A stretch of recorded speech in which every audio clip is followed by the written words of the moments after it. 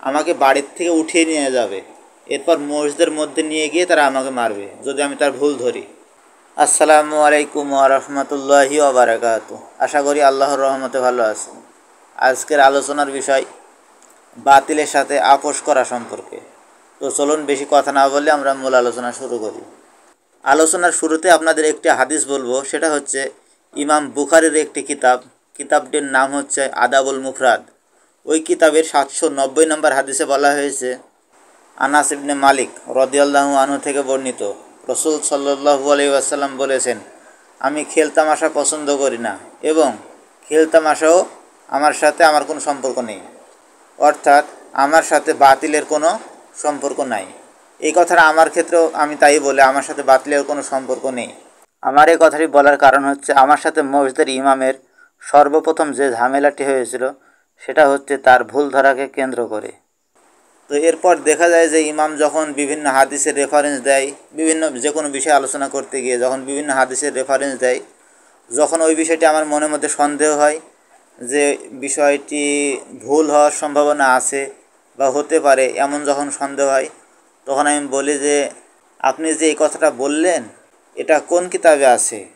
এই যে আমি তার কাছে রেফারেন্স চাইলাম, দলিল চাইলাম, এটা হচ্ছে আমার অপরাধ। আর এলাকার মানুষ আমাকে বলে, ইমাম ভুল ঠিক যাই বলুক, এ ব্যাপারে তুই কেন কথা বলবি? আর কারো সমস্যা হয় না, তোর কেন এত সমস্যা?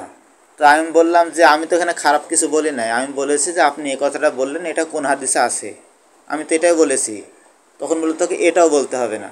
আর মসজিদের ইমামও তেমন, যদি এই বিষয়ে যদি বলা যায় যে ভাই আপনি এই কথাটা বললেন, দলিল কই, সাথে সাথে গিয়ে কমিটিকে বলে দেবে যে নয়ন ভাই আমাকে এই কথা বলেছে।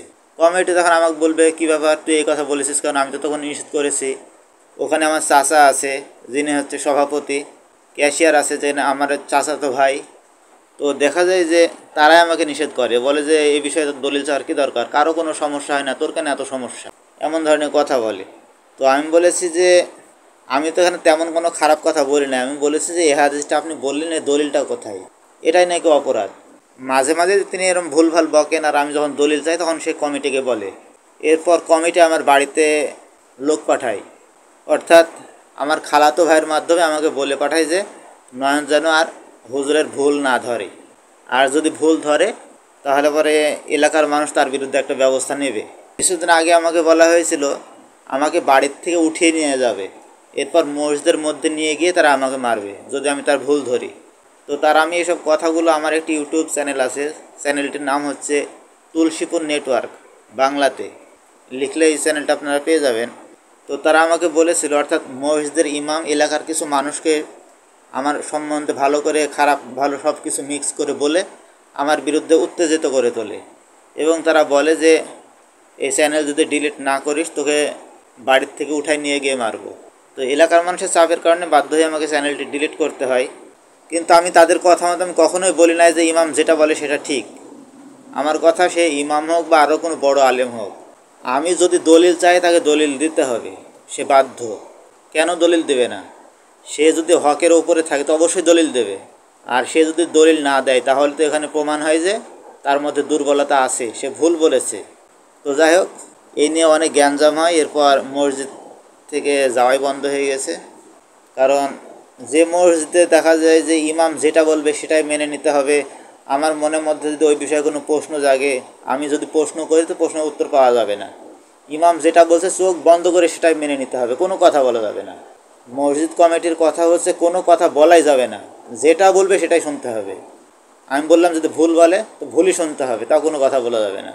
তার মানে মনে করেন তারা মসজিদের ওই ইমামের মুরিদ হয়ে গেছে, আল্লাহ মাফ করো, এমনটাই আর কি। যদি এমনটাই না হবে তাহলে কেন দলিল চাওয়া যাবে না? যে মুহাম্মদ সাল্লাল্লাহু আলাইহি ওয়াসাল্লাম এই হাদিসে বলেছে যে আমি খেলতামাশা পছন্দ করি না এবং খেলতামাশাও আমার সাথে আমার কোনো সম্পর্ক নেই, অর্থাৎ আমার সাথে বাতিলের কোনো সম্পর্ক নেই। ঠিক আমার সাথেও বাতিলের কোনো সম্পর্ক নেই। যেহেতু তারা বাতিল নিয়ে ওইভাবে পড়ে আছে, সেহেতু তাদের সাথে সম্পর্কে আমি ছিন্ন করে দিয়েছি। আমার কথা হলো তিনি আলোচনা করছে, আলোচনা করুক, কিন্তু কোনো বিষয়ে যদি আমি দলিল চাই তাকে দলিল দিতে হবে। এ নিয়ে ঝামেলা হয়, এরপর থেকে আর মসজিদে ওইভাবে যাওয়া হয় না। তো জি শুক্রিয়া, জাযাকাল্লাহু খাইরান, বারাকাল্লাহু ফিকুম ধৈর্য ধরে ভিডিওটি দেখার জন্য। আর আপনাদের সাথে ব্যতিক্রম যদি এমন ঘটনা ঘটে তাহলে মসজিদে যাওয়া আসা সেটি পরের হিসাব, তবে বাতিলের সাথে কোনো আপোষ হবে না। জি শুক্রিয়া, জাযাকুমুল্লাহু খাইরান, বারাকাল্লাহু ফিকুম। ধৈর্য ধরে ভিডিওটি দেখার জন্য। আসসালামু আলাইকুম ওয়া রাহমাতুল্লাহি ওয়া বারাকাতুহু।